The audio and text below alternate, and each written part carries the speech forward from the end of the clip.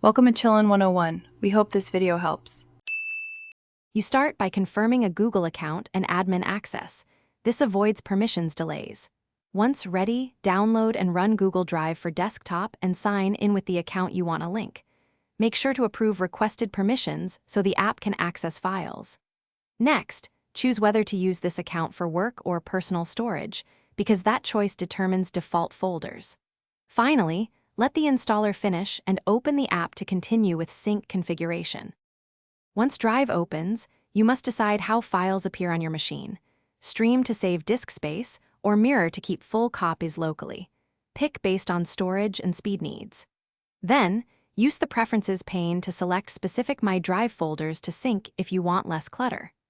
Make sure to set local folder locations so you know where files land on disk, and mark essential files as available offline so you can work without internet. Apply changes and let the app start syncing. To finish, verify synchronization by checking the Drive icon in your taskbar or menu. The status shows syncing, up to date, or errors.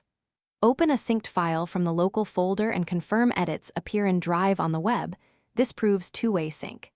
If something goes wrong, restart the Drive app first, then check internet connectivity and ensure you have not exceeded storage limits. If issues persist, sign out and back in to force a fresh sync. This resolves most stuck transfers. Thanks for watching. Consider subscribing if we helped you.